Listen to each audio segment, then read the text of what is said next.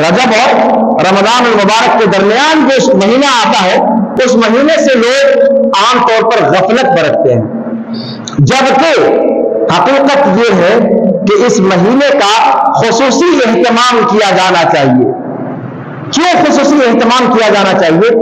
کیونکہ یہ مہینہ وہ مہینہ ہے جس میں سال بھر کا بہی کھاتا اللہ کے حضور میں پیش کیا جاتا ہے۔ دھیان دیجیے گا، سال بھر کا بہی کھاتا اسی مہینے میں اللہ رب العالمین کے سامنے پیش کیا جاتا ہے۔ لہذا اللہ کے رسول صلی اللہ علیہ وسلم نے فرمایا کہ یہی وجہ ہے کہ اس مہینے کے اندر خصوصی طور پر میں صوم کا، روزے کا اہتمام کرتا ہوں، تاکہ میرے اعمال جب اللہ رب العالمین کی بارگاہ میں پیش کیے جائیں، سال بھر کا لاپا جوکھا، سال بھر کا بہی کھاتا، تو وہ اس حال میں پیش کیا جائے رپورٹ میں کہ اس بندے کو میں چھوڑ کر آیا ہوں، اے رب اس حال میں وہ روزے سے تھا۔ حاضرین جمعہ، سامعین و سامعات، اس رب کریم کی حمد و ثنا جو جسے چاہے جب چاہے ملک عطا کر دے اور جسے چاہے جب چاہے اس سے ملک چھین لے، اور وہ رب جو جسے چاہے جب چاہے عزت بخش دے اور جب جسے چاہے جب چاہے ذلیل و خوار کر دے، عزت و ذلت کا مالک ہے، ملک اور حکومت و بادشاہت جس کے ہاتھ میں ہے، وہ جسے دوست بنا لے دنیا کا کوئی دشمن اس کا بال باقا نہیں کر سکتا، اور جسے وہ اپنا دشمن بنا لے دنیا بھر کی دوستیاں اس کے کام نہیں آ سکتی۔ اس رب کریم کی حمد و ثنا، مدح و سرائی، کبریائی اور بڑائی، اور اس حبیب پاک صلی اللہ علیہ وآلہ وصحبہ وسلم پر، اس خلیل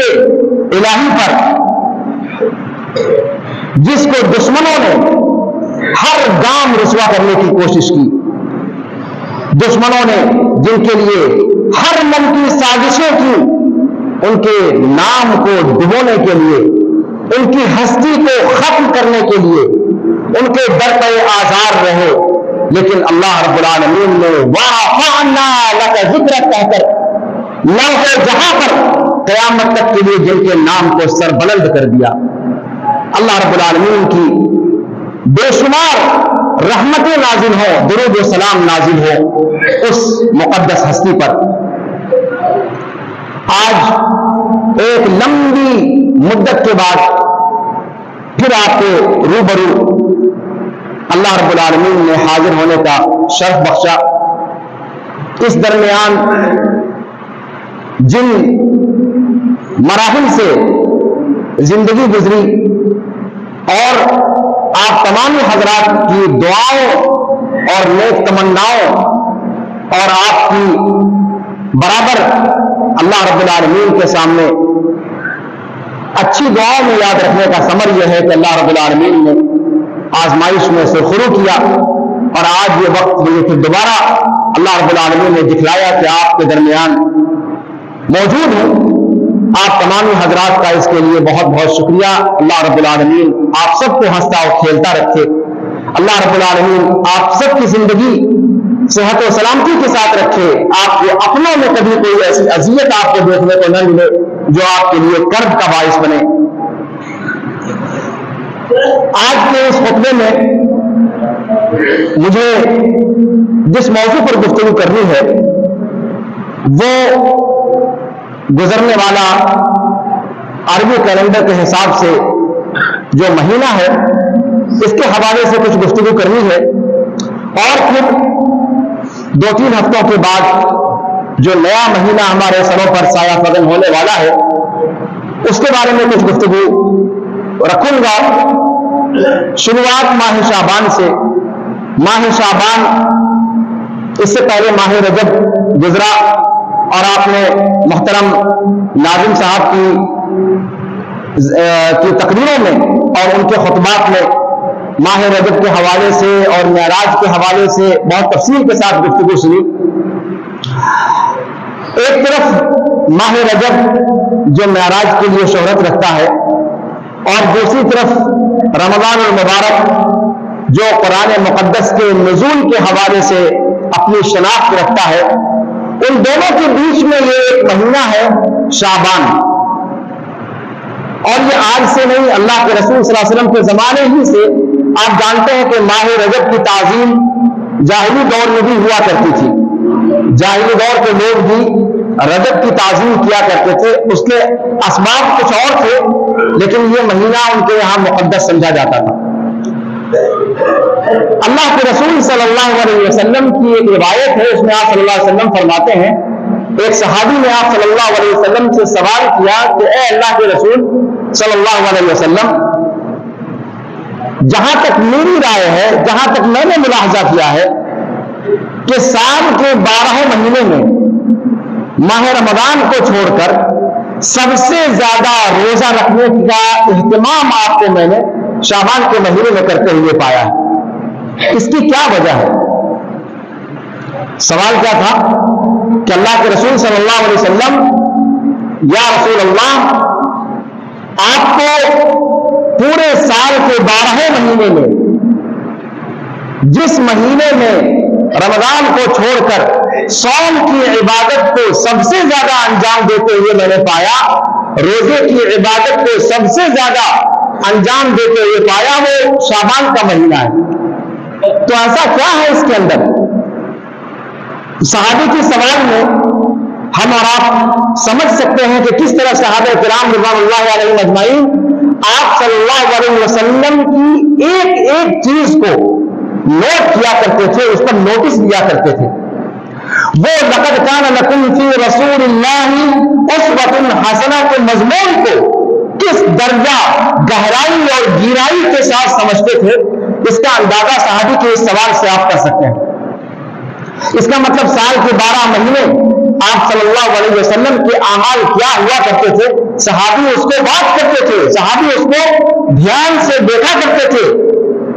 اور یہیں سے ان کے ذہن میں یہ سوال آیا کہ اس مہینے کے اندر ایک خاص چیز کرتے تھے جو بقیہ مہینوں میں نہیں کرتے رمضان کو چھوڑ کر، لہذا ان کے ذہن و دماغ میں سوال پیدا ہوا، اور یہیں سے ایک مسئلہ یہ بھی مستنبط ہوتا ہے کہ اگر انسان کو کسی چیز کے بارے میں علم نہ ہو تو اس کے بارے میں بجائے اس کے کہ اپنی لنترانی شروع کرے، اپنی طرف سے کوئی رائے قائم کرے، اسے چاہیے کہ فاسألوا اہل الذکر ان کنتم لا تعلمون۔ اللہ کے رسول صلی اللہ علیہ وسلم سامنے موجود تھے، صحابی نے براہ راست اس قابل ملاحظہ بات کو آپ صلی اللہ علیہ وسلم کی خدمت میں پیش کر دیا۔ اللہ کے رسول صلی اللہ علیہ وسلم نے جواب دیا، در حقیقت معاملہ یوں ہے کہ میں نے دیکھا کہ عام طور پر لوگ اس مہینے سے غافل ہو جاتے ہیں جو رجب اور رمضان کے مابین واقع ہوتا ہے۔ رجب اور رمضان المبارک کے درمیان جو مہینہ آتا ہے، اس مہینے سے لوگ عام طور پر غفلت برتتے ہیں، جبکہ حقیقت یہ ہے کہ اس مہینے کا خصوصی اہتمام کیا جانا چاہیے۔ کیوں خصوصی اہتمام کیا جانا چاہیے؟ کیونکہ یہ مہینہ وہ مہینہ ہے جس میں سال بھر کا بہی کھاتا اللہ کے حضور میں پیش کیا جاتا ہے۔ دھیان دیجیے گا، سال بھر کا بہی کھاتا اسی مہینے میں اللہ رب العالمین کے سامنے پیش کیا جاتا ہے۔ لہذا اللہ کے رسول صلی اللہ علیہ وسلم نے فرمایا کہ یہی وجہ ہے کہ اس مہینے کے اندر خصوصی طور پر میں صوم کا، روزے کا اہتمام کرتا ہوں، تاکہ میرے اعمال جب اللہ رب العالمین کی بارگاہ میں پیش کیے جائیں، سال بھر کا ناپا جوکھا، سال بھر کا بہی کھاتا، تو وہ اس حال میں پیش کیا جائے رپورٹ میں کہ اس بندے کو میں چھوڑ کر آیا ہوں، اے رب اس حال میں کہ وہ روزے سے تھا، روزے کی عبادت میں، عبادت کی حالت میں رہتے ہوئے وہ اعمال اللہ رب العالمین کی بارگاہ میں پیش کیے جائیں۔ اس مقصد کی وجہ سے میں اس مہینے کے اندر روزے کا زیادہ سے زیادہ اہتمام کرتا ہوں۔ تو یہ مہینہ شعبان المبارک کا، شعبان المعظم کا یہ مہینہ اس حوالے سے شہرت رکھتا ہے۔ عائشہ رضی اللہ تعالیٰ عنہ کی بھی روایت ملتی ہے اور دیگر صحابہ کرام کی بھی روایت ملتی ہے کہ آپ صلی اللہ علیہ وسلم اس مہینے میں روزوں کا اہتمام بہت زیادہ کرتے تھے۔ سال کے کسی مہینے میں اتنے روزے آپ نہیں رکھتے تھے، رمضان کو اگر مستثنا کر دیا جائے شعبان کے مقابلے میں، شعبان سے زیادہ۔ تو اس کی بہت ساری حکمتیں بیان کی گئی ہے۔ ایک حکمت تو وہ جو اللہ کے رسول صلی اللہ علیہ وسلم نے بیان فرمائی، دوسری حکمت یہ بھی ذکر کرتے ہیں علماء کرام کہ چونکہ رمضان المبارک کا مہینہ سر پہ ہے، سایہ فگن ہونے کو ہے، تو اس سے پہلے کہ انسان لگاتار روزوں کی شروعات کرے وہ اپنے آپ کو پریپیئرڈ کر لے، اپنے آپ کو تیار کر لے، اس ماہ مبارک کے روزوں کو رکھنے کے لیے ایک پریکٹس اس کی ہو جائے، تاکہ اچانک رمضان المبارک شروع ہوتے ہی اور روزے کی شروعات کرتے ہی کہیں انسان بیمار نہ پڑ جائے۔ آپ جانتے ہیں کسی بھی عبادت کو آپ دیکھ لیں، کسی بھی فرض نماز کو دیکھ لیں، آپ مسجد میں آتے ہیں، مسجد میں آتے ہی فرض نماز شروع کرنے کی تلقین اللہ کے رسول صلی اللہ علیہ وسلم نے نہیں فرمائی۔ ہر فرض نماز کو آگے اور پیچھے سے سیاق عطا کیا گیا ہے، ایک آڑ یا ایک اس کی روک کے طور پر نوافل کا اہتمام کرنے کا ذکر ملتا ہے، شروع میں بھی اور آخر میں بھی، سوائے عصر کی نماز کے، کہ جس کی نماز کے بعد کوئی سنت یا کوئی نفل نہیں ہے۔ تو فرض نمازوں کے اندر یہ جو قبلی اور بعدی سنتیں ہیں وہ کیوں رکھی گئی ہیں، اس کی ایک حکمت یہ بھی بیان کی جاتی ہے کہ فرض نماز کے اندر جب انسان داخل ہو تو پورے طور پر وہ پریپیئر رہے، نفسیاتی طور پر وہ اللہ کے حضور، اللہ کی بارگاہ میں با جماعت نماز ادا کرنے کے لیے وہ پوری طرح سے تیار ہو۔ اسی لیے فرض نماز سے پہلے دوگانہ ادا کیا جاتا ہے تاکہ وہ نفل کا کام دے، اور وہ ایک تیاری ہوتی ہے ہلکی نماز پڑھنے کے بعد، پھر اس کے بعد فرض نماز باجماعت میں وہ داخل ہوتا ہے بندہ۔ تو ہر عبادت کے اندر اللہ کے رسول صلی اللہ علیہ وسلم قیام اللیل کرتے تھے، تہجد کی نماز جو آپ صلی اللہ علیہ وسلم پڑھتے تھے اس کے بارے میں بھی یہ آداب ملتے ہیں کہ اصل تہجد کی نماز، آپ جانتے ہیں کہ تہجد کی نماز کی صفت جو عائشہ رضی اللہ تعالیٰ عنہ نے بیان کی ہے کہ آپ صلی اللہ علیہ وسلم کھڑے ہوتے تھے اور بہترین قیام آپ کا ہوتا تھا، اور رکوع کرتے تھے اور بہترین رکوع کرتے تھے، سجدہ کرتے تھے اور بہترین سجدہ کرتے تھے، لمبا، اس کی لمبائی کے بارے میں مت پوچھو۔ عائشہ رضی اللہ تعالیٰ عنہ کے الفاظ ہیں، لا تسأل عن طولهن وحسنهن او كما قالت رضی اللہ عنہ وارضاها۔ تو یہ لمبی نمازیں تہجد کی شروع کرنے سے پہلے آپ صلی اللہ علیہ وسلم ہلکی 2 رکعت نماز پڑھا کرتے تھے، ہلکی 2 رکعت نفل پڑھ کر کے اپنے آپ کو تیار کرتے تھے اس لمبی نماز کی شروعات کے لیے۔ تو ہر نماز کے اندر، ہر عبادت کے اندر اس طریقے کا اہتمام ہمیں شریعت کے اندر دکھائی دیتا ہے۔ اسی طریقے سے اسی دھرے پر چلتے ہوئے ماہ رمضان المبارک کا بھی معاملہ ایسے ہی ہے۔ رمضان المبارک کے روزے جو شروع ہونے کے بعد پھر پورے مہینے لگاتار جاری رکھنا ہے، ان روزوں کی شروعات سے پہلے ماہ شعبان کے اندر یکے بعد دیگرے 2-4 چھوڑ کر آگے پیچھے، لیکن روزوں کی پریکٹس ایک بندہ کر لے اور اپنے آپ کو نفسیاتی طور پر تیار کر لے تاکہ رمضان المبارک کے روزوں کی شروعات ہو تو اس کے اوپر گرا نہ گزرے۔ بہت سارے لوگوں کو بہت ساری پریشانیاں ہوتی ہیں اور اچانک جب کھانا پینا بند کرتے ہیں تو اس کی وجہ سے صحت کے ناحیے سے بہت ساری مشکلات پیش آ جاتی ہیں، لیکن اگر ماہ شعبان ہی سے جس طریقے سے اللہ کے رسول صلی اللہ علیہ وسلم کی سنت مطہرہ ہے، اگر اس پر عمل کیا جائے کہ شعبان کے اندر 1 2 3 4 روزے رکھنے کی عادت ڈالنے کی کوشش کر لی جائے تو پھر رمضان المبارک کے روزوں کا رکھنا گرا نہیں گزرے گا۔ لیکن مصیبت یہ ہے کہ ان سب چیزوں کو ہمارے سماج کے اندر بتلانے کا اہتمام نہیں کیا جاتا، اور اگر بتلانے کی بات ہو، اگر معلومات بھی ہو تو اس پر عمل کی طرف محنیز نہیں ہوتی، اس پر عمل کرنے کی طرف رجحان نہیں بن پاتا۔ یہ ایک عجیب المیہ ہے۔ عائشہ رضی اللہ تعالیٰ عنہ ہی کی ایک روایت ملتی ہے کہ ماہ شعبان میں جب ایک معاملہ یہ ہے کہ اس کے اندر سال بھر کے بندوں کے اعمال اللہ رب العالمین کے حضور پیش کیے جانے ہیں. دوسری طرف ماہ رمضان کی تیاری پیشگی کرنے کے لیے روزوں کی پریکٹس کا حکم دیا گیا ہے. یہ حکمت بھی جس میں مد نظر ہے. وہیں ایک تیسرا معاملہ بھی ہوتا ہے اور وہ یہ ہوتا ہے کہ صاحب بہت سارے افراد ہیں ملت امت کے اندر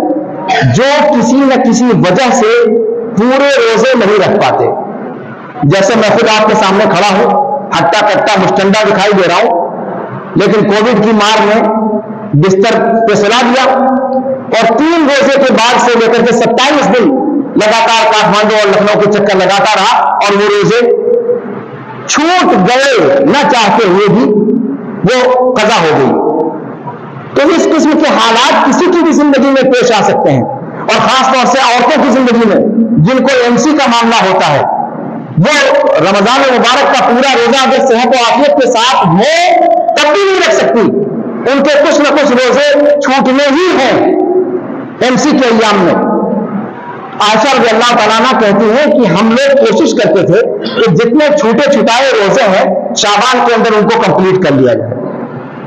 اس کا فائدہ یہ ہوتا تھا کہ وہ قضا بھی رمضان سے پہلے, اگلا رمضان آنے سے پہلے مکمل ہو جایا کرتی تھی قضا, اور وہیں رمضان شعبان کے اندر روزہ رکھنے کا جو ثواب ہے یا جو مقصد ہے وہ مقصد بھی ساتھ میں پورا ہو جاتا تھا. اور تیسرا مقصد کہ رمضان کی تیاری وہ چیز بھی حاصل ہو جاتی تھی. تو ایک تیر سے 3 شکار کر لیا کرتے تھے. عائشہ رضی اللہ تعالیٰ عنہ کی روایت میں اس کا ذکر ملتا ہے. تو یہ سارے پہلو ہیں جن کو اگر سامنے رکھا جائے تو ہمیں یہ چیز سمجھ میں آتی ہے کہ صحابہ کرام اللہ کے رسول صلی اللہ علیہ وسلم, شروعات اللہ کے رسول صلی اللہ علیہ وسلم سے, پھر صحابہ کرام اور صحابیات کریمات رضی اللہ عنہم اجمعین, اور پھر اس کے بعد سلف صالحین, ان تمام کا طرز عمل یہ تھا کہ اس مہینے کے اندر وہ بطور خاص صوم کا اہتمام کیا کرتے تھے, روزے کا اہتمام کیا کرتے تھے. اور پھر اس کے بعد ایک چیز یہاں پر یہ ذکر کر دینے کی ہے کہ شعبان کی مناسبت سے 15ویں شعبان کے حوالے سے کچھ باتیں لوگوں کے ذہن میں آ سکتی ہیں. امت مسلمہ کا ایک بڑا طبقہ ہے جو 15ویں شعبان کی رات کو کچھ حوالوں سے اہم جانتا ہے اور اس کے بارے میں مختلف قسم کی واہی تباہی حکایات اور خرافات بھی ذکر کرتا ہے. یہاں اس کی وضاحت بھی ضروری ہے کہ اس حوالے سے شریعت مطہرہ کے اندر کوئی صریح دلیل موجود نہیں ہے کہ 15ویں شعبان کی رات کی کوئی خاص فضیلت ہے. ایسا کوئی معاملہ صحیح روایات سے ثابت نہیں ہے. لہذا اس رات کا کوئی خصوصی اہتمام یہ بدعت کے زمرے میں آئے گا, اور جس بدعت کے تعلق سے اللہ کے رسول صلی اللہ علیہ وسلم نے فرما دیا کہ من احدث فی امرنا ھذا ما لیس منہ فہو رد. شعبان کی فضیلت یہ ہے کہ یہ شعبان رمضان المبارک کا دروازہ ہے. اس حوالے سے اس مہینے کی خصوصیت ہے. اس مہینے کی خصوصیت اس حوالے سے ہے کہ یہ سال بھر کے 11 مہینوں کے اعمال اللہ رب العالمین کی بارگاہ میں اس مہینے کے اندر پیش کیے جاتے ہیں. یہ چیزیں ثابت ہیں,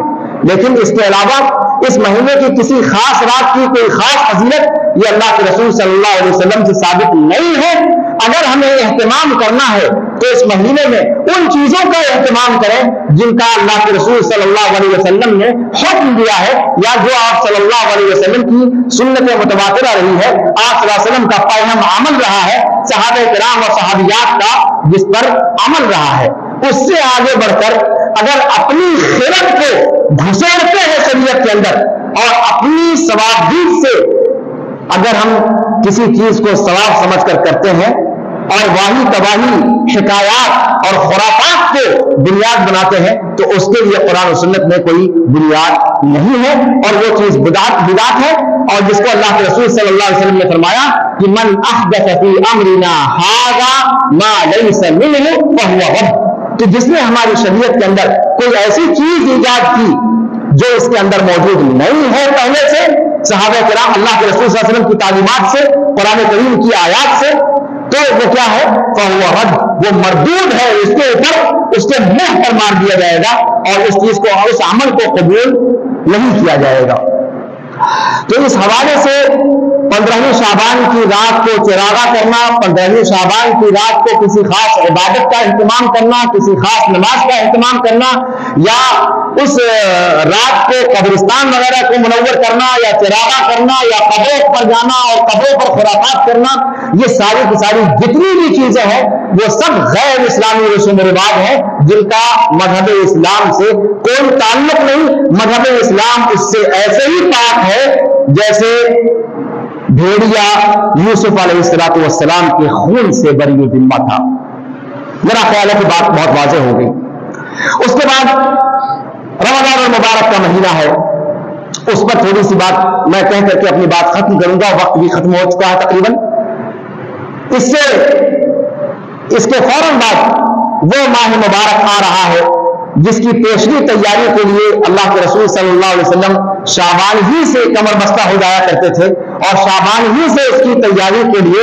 اہتمام فرمایا کرتے تھے۔ وہ مہینہ ہم پر سایہ فگن ہونے والا ہے جس مہینے کے اندر شیاطین کو قید کر دیا جاتا ہے، اور دوسری روایت کے مطابق شیطانوں میں سے جو سرکش شیاطین ہیں ان کو قید کر دیا جاتا ہے، رحمت کے دروازے کھول دیے جاتے ہیں، جہنم کے دروازے بند کر دیے جاتے ہیں، اور منادی ہر رات آواز لگاتا ہے کہ اے نیکیوں کے کرنے والے آگے بڑھو، اور اے برائیوں کے کرنے والے تھم جاؤ، بریک لگا لو، کم از کم 30 دن کے لیے اپنی برائیوں کو ایمرجنسی بریک مار دو۔ یا باغی الخیر اقبل، یہ اللہ کے رسول صلی اللہ علیہ وسلم کی روایت کے اندر اس کا ذکر ملتا ہے، صحیح روایت کے اندر۔ تو یہ مہینہ ہمارے سروں پر سایہ فگن ہونے والا ہے۔ اللہ رب العالمین سے دعا ہے کہ اللہ رب العالمین اس مہینے تک ہم تمام کو پہنچائے، صحت و عافیت کے ساتھ اللہ رب العالمین اس مہینے کے اندر ہمیں داخل کرے، اور اس مہینے کی جتنی بھی فضیلتیں ہیں اور جتنی بھی برکتیں ہیں اللہ رب العالمین ان سے ہمیں فیضیاب ہونے کی توفیق عطا فرمائے۔ اللہ رب العالمین ہمیں صحت و عافیت کے ساتھ رکھے اور امن و سکون کے ساتھ اللہ رب العالمین اس مہینے کے فضائل و برکات سے ہمارے دامنوں کو بھرنے کی ہمیں توفیق عطا فرمائے۔ اس رمضان المبارک کے مہینے میں پتہ نہیں ابھی 2 ہفتے کا وقت باقی رہ گیا ہے یا 3 ہفتے کا تقریباً وقت باقی ہے، ہم میں سے کتنے لوگ اس مہینے تک زندہ رہتے ہیں اور کتنے لوگ اس سے پہلے ہی اس دنیا کو چھوڑ کر دار البقاء کی طرف کوچ کر جاتے ہیں۔ ہم میں سے کسی نے اس چیز کو دیکھا نہیں، مستقبل سے ہم سبھی ناآشنا ہیں۔ ہم میں سے کون جو آج صحت یاب ہے کل چل کر وہ بیمار پڑ جائے، کچھ نہیں کہا جا سکتا۔ اس لیے ہمیں اس بات کے لیے اللہ رب العالمین سے آج ہی سے دعاؤں کا اہتمام کرنا چاہیے کہ اے بار الہ اس مغفرت والے مہینے میں ہمیں تو پہنچا، اس مغفرت والے مہینے میں صحت و عافیت کے ساتھ، امن و سکون کے ساتھ اور مکمل اپنی رحمتوں کے ساتھ ہمیں اس مہینے تک پہنچا، اور اس مہینے کے فضائل و برکات سے ہمارے دامن کو بھر دے۔ اللہ رب العالمین سے دعا ہے کہ اللہ رب العالمین امت مسلمہ پر جہاں جہاں بھی آزمائشیں ہیں اللہ رب العالمین ان آزمائشوں کو دور کر دے۔ اللہ رب العالمین تمام عالم اسلام سے، تمام مسلمانوں سے جس قدر بھی جہاں جہاں بھی آزمائشیں ہیں اللہ رب العالمین اس ماہ مبارک کی آمد سے پہلے اللہ رب العالمین امن و سکون کا ماحول پیدا کر دے۔ اللہ رب العالمین ہمارے گناہوں کو بخش دے۔ اللہ رب العالمین ہمارے اعمال پر ہماری گرفت نہ فرمائے۔ اے بار الہ ہم تیرے اوپر ایمان رکھنے والے ہیں، ہم تیرے نبی کا کلمہ پڑھنے والے ہیں، ہم تیرے قرآن کو ماننے والے ہیں۔ اے بار الہ اگرچہ ہمارے اعمال میں تقصیر ہے لیکن اے بار الہ ہم توحید کے ماننے والے ہیں، ہم توحید کے عالم بردار ہیں، اور تجھے تیری توحید کا راستہ کہ بار الہ تو پوری دنیا کے اندر ہماری فریاد کو سن لے۔ جہاں جہاں بھی مسلمان مصائب و آلام کا شکار ہیں اے بار الہ تو ان کی مصیبتوں کو دور کر دے۔ اے بار الہ جہاں جہاں بھی دشمنان اسلام کی سازشوں نے عالم اسلام کو پریشان کر رکھا ہے اے بار الہ ان تمام سازشوں کو کرنے والوں پر پلٹ دے اور ان کے جان میں خود انہیں کو الجھا کر رکھ دے۔ اے بار الہ تو جبار و قہار ہے، تو ہر چیز پر قادر ہے، اے بار الہ تو مسلمانوں کو عزت کی زندگی نصیب فرما، اے بار الہ تو مسلمانوں کو ذلت کی زندگی سے نکال دے، اے بار الہ تو مسلمانوں کو ان کے دین کی طرف لوٹنے کی توفیق عطا فرما، اے بار الہ ہم میں سے جو لوگ اس دنیا سے جا چکے ہیں، اے بار الہ تو ان کی قبروں کو نور سے بھر دے، اے بار الہ تو ان کی قبروں کو جنت کی کیاریوں میں سے کیاری بنا دے، جہنم کے گڑھوں میں سے کوئی گڑھا نہ بنا، اور جب ہم ان تک پہنچے تو ہمارا بھی حشر نبیین صدیقین شہداء و صالحین کے ساتھ فرما، اے بار الہ ہم میں سے جو لوگ بیمار ہیں انہیں شفاء کامل و عاجل عطا فرما، اے بار الہ ہم میں سے جو دائمی بیمار ہیں، اے بار الہ تو ان کی بیماری کو ان پر برداشت کرنا آسان کر دے، انہیں صبر کی توفیق عطا فرما، اور انہیں اس دنیا میں جو محرومی ہے اے بار الہ تو آخرت میں ان کو اسی کے بقدر اجر عطا فرما، اور ان کے صبر کی بدولت تو اس دنیا کے اندر ان کے درجات کو بلند فرما، اے بار الہ ہم سب کو صحت و عافیت کے ساتھ رکھ، اے بار الہ تو اپنے شہر رمضان المبارک تک ہم سب کو خیر و عافیت کے ساتھ پہنچا، اور رمضان المبارک کے فضائل و برکات سے ہم سب کے دامن کو بھر دے، اے بار الہ تو ہمیں اپنے رسول کی سنت کا متبع بنا دے، اے بار الہ تو ہم سب کو توفیق دے کہ شعبان کے مہینے کی جو عظمت آئی ہے، شعبان کے مہینے کی جو فضیلت آئی ہے، اے بار الہ اس فضیلت سے ہم سب کو فیضیاب ہونے کی توفیق عطا فرما، اے بار الہ تو ہمیں توفیق دے کہ ہم اپنے سال بھر کے اعمال کو اچھے اعمال پر اس کا اختتام کریں، اے بار الہ جب ہمارے اعمال تیری بارگاہ میں پیش ہوں تو ہم عبادت کی حالت میں ہوں، اے بار الہ تو ہم میں سے جو لوگ جن کے گھروں میں لڑکیاں شادی کے انتظار میں ہیں، اے بار الہ تو ان کے لیے مناسب رشتے مہیا فرما دے، ان کی مشکلوں کو آسان فرما دے، ہم میں سے جو لوگ قرضدار ہیں ان کے قرض کی ادائیگی کی سبیل پیدا فرما دے، ہم میں سے جو لوگ جس کسی کی بھی ضرورت رکھتے ہیں اگر اس ضرورت میں تیری رضا شامل ہے، اگر اس ضرورت میں تیری نافرمانی نہیں ہے تو اے بار الہ ان ضرورتوں کی تکمیل کے اسباب مہیا فرما دے، اے بار الہ تو ہمارے دلوں کے بغض، کینہ، حسد، چغلی اور اس قسم کی جو